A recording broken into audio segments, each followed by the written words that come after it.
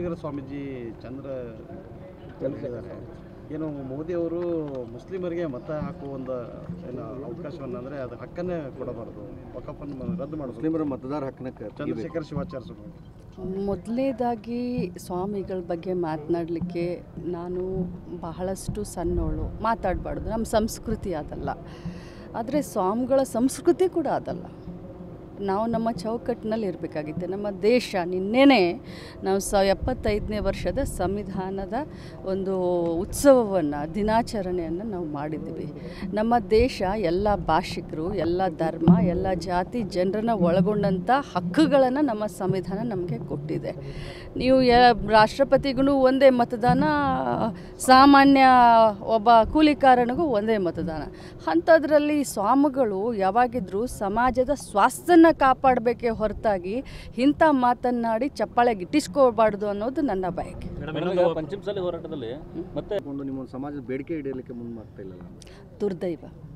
Yes madam, ಸಚಿವ ಸಂಪುಟ ವಿಸ್ತರಣೆ ಆಗ್ತಾ ಇದೆ. ಪ್ರಸ್ತುತ ನಾನು ಹೈಕಮಾಂಡ್ನೂ ಅಲ್ಲ, ಪಕ್ಷದ ಅಧ್ಯಕ್ಷನೂ ಅಲ್ಲ. ಏನೋ ಚೇಂಜಸ್ ಆಗ್ತದೆ ಅಂತ ಹೇಳಿದ್ರು. ನನಗೆ ಅದ್ರ ಬಗ್ಗೆ ಗೊತ್ತಿಲ್ಲ. Thank you. ಏನು ಒಕ್ಕಲಿಗರ ಸ್ವಾಮೀಜಿ ಚಂದ್ರ ಹೇಳಿದ್ದಾರೆ. ಏನು ಮೋದಿ ಅವರು ಮುಸ್ಲಿಮರಿಗೆ ಮತ ಹಾಕುವ ಒಂದು ಏನು ಅವಕಾಶವನ್ನು ಅಂದರೆ ಅದು ಹಕ್ಕನ್ನೇ ಕೊಡಬಾರ್ದು, ವಕಫನ್ನು ರದ್ದು ಮಾಡೋದು, ಮುಸ್ಲಿಮರ ಮತದಾರ ಹಕ್ಕನ್ನ ಚಂದ್ರಶೇಖರ್ ಶಿವಾಚಾರ್ಯ ಸ್ವಾಮಿ.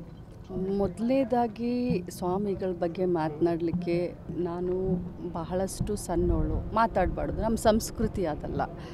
ಆದರೆ ಸ್ವಾಮಿಗಳ ಸಂಸ್ಕೃತಿ ಕೂಡ ಅದಲ್ಲ.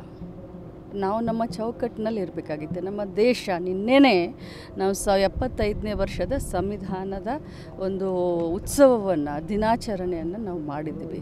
ನಮ್ಮ ದೇಶ ಎಲ್ಲ ಭಾಷಿಕರು, ಎಲ್ಲ ಧರ್ಮ, ಎಲ್ಲ ಜಾತಿ ಜನರನ್ನು ಒಳಗೊಂಡಂಥ ಹಕ್ಕುಗಳನ್ನು ನಮ್ಮ ಸಂವಿಧಾನ ನಮಗೆ ಕೊಟ್ಟಿದೆ.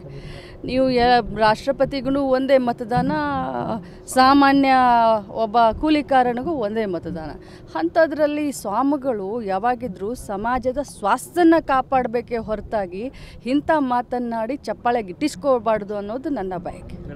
ಪಂಚಮಸಾಲಿ ಹೋರಾಟದಲ್ಲಿ ಮತ್ತೆ ನಿಮ್ಮ ಸಮಾಜದ ಬೇಡಿಕೆ ಈಡೇರಲಿಕ್ಕೆ ಮುಂದೆ ಇಲ್ಲ. ದುರ್ದೈವ. ಎಸ್ ಮೇಡಮ್, ಸಚಿವ ಸಂಪುಟ ವಿಸ್ತರಣೆ ಆಗ್ತಾ ಇದೆ. ಪ್ರಸ್ತುತ ನಾನು ಹೈಕಮಾಂಡ್ನೂ ಅಲ್ಲ, ಪಕ್ಷದ ಅಧ್ಯಕ್ಷನೂ ಅಲ್ಲ. ಏನೋ ಚೇಂಜಸ್ ಆಗ್ತದೆ ಅಂತ ಹೇಳಿದ್ರು. ನನಗೆ ಅದ್ರ ಬಗ್ಗೆ ಗೊತ್ತಿಲ್ಲ. Thank you.